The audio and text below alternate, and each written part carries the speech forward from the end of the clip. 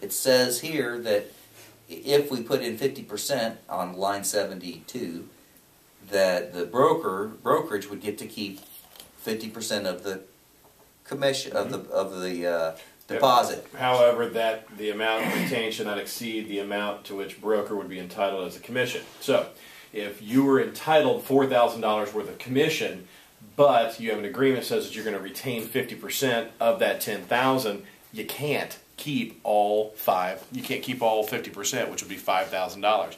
You can only keep $4,000, or even this, I've heard of actually one case where it was $39.99 to make the numbers work for this scenario.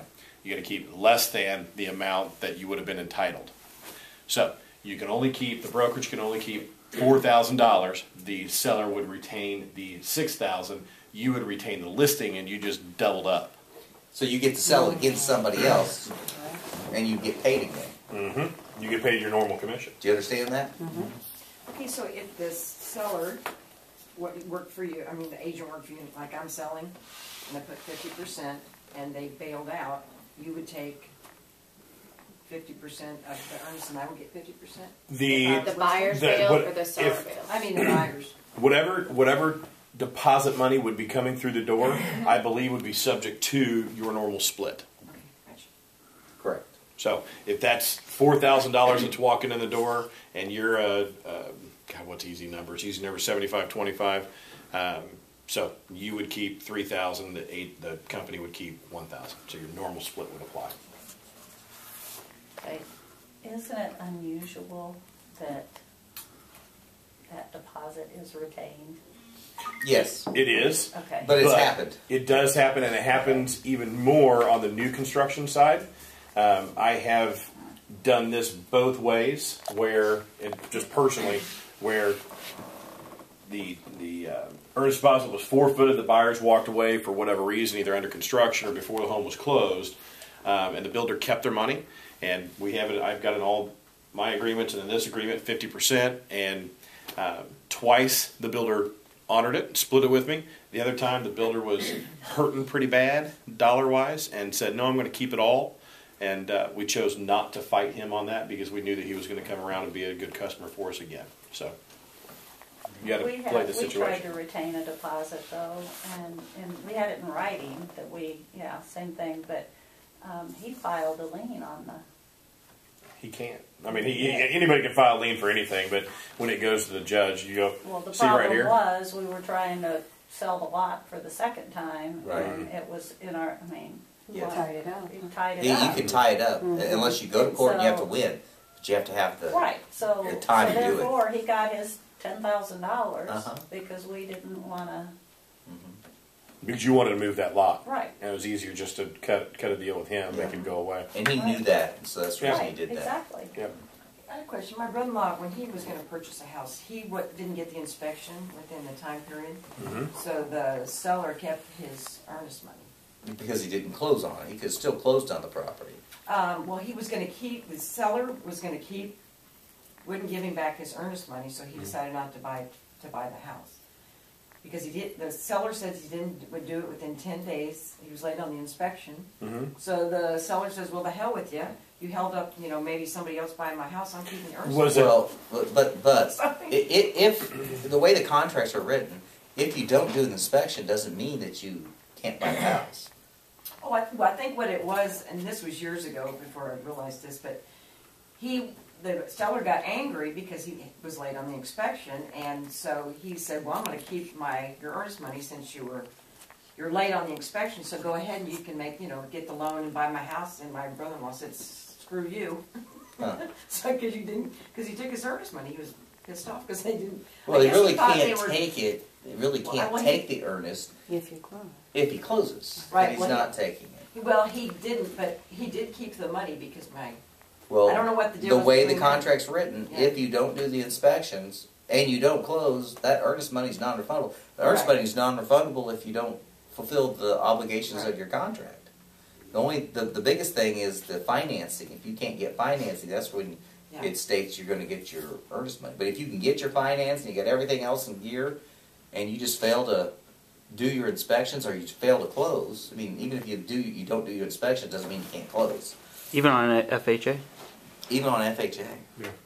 Inspections are not mandatory to be able to close. They're a right that is granted to the buyer by our contracts to be able to have the right to perform inspections. You know, if you don't do inspections, you can still close on the property. I mean, it's buyer beware, but you know, you still have that right.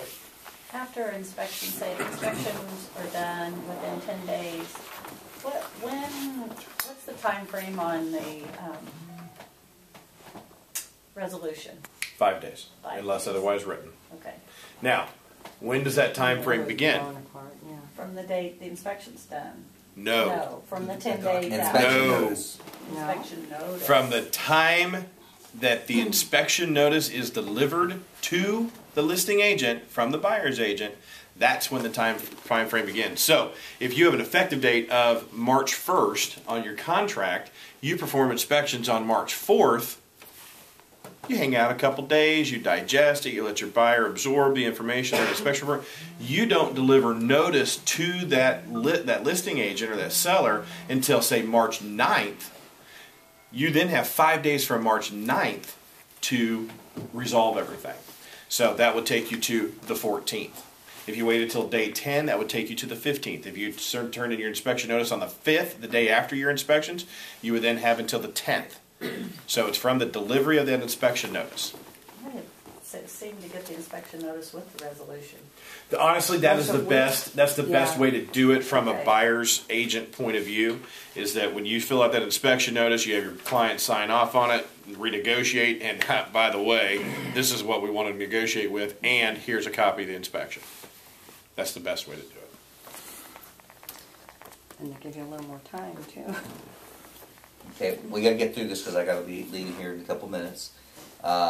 So we go over here to the different forms of agency, or the agency box broker relationship confirmation.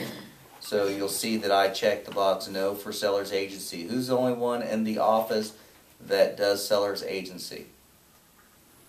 Only one person in the office can do seller's agency. Yeah. Okay, broker of record, yes. So everybody else are designated. So there's no reason to check the box, because unless Kent's on the listing with you, then Unless he is the listing agent. Yeah. then it's always no. He can't be a listing agent, can he? Yeah, he can. He could Yeah. just be Yeah, he can be a part. listing agent. Okay. Yeah, he can list I whatever he don't think wants. he. Okay. Yeah, He might choose not to, but he can do whatever. absolutely. He just has to check the box. Yep. That he's a seller's agent, and he's not a designated seller's agent. Only a seller's agent, because he's the one who designates everybody. Mm-hmm. Okay. Seller consents to transaction broker to create faculty to sign a transaction broker addendum. Now I check that box, but would it be difficult to do a transaction brokerage if you're the seller and the listing agent? So really, I probably should have checked no on that, but it doesn't really matter. Okay, because it's kind of hard to be the seller's agent, the seller, the seller's agent, and be a transaction broker. I mean, so sub-agency, that's a no. Always, we don't even allow sub-agency. Does everybody know what sub-agency is? Okay. No, not a problem. Don't check it. If Yeah. you don't check it, you don't have to know what it is, and it's just a convoluted mess. Yeah, you don't want to deal with it. Then dual agency, you can do that in Missouri. This is a Missouri property. I don't even let myself do dual agency. I don't want our agents doing dual agencies, because you're saying that you're representing two different parties, and you got to be pretty slick in order to be able to do that. Correct. It's not easy. Okay, then we have seller consents to designated agency. That's what we do. So that's always a yes if it's our listing, and Welch is not on the listing. Seller consents to the appointment of a designated agent for a buyer in the sale of the seller's property.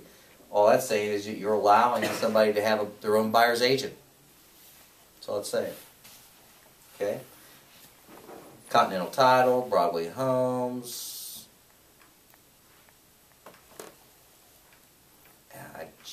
I checked the box about the warranty. Just go back up real quick. Okay. There, right there. Okay. Line 289, other compensation.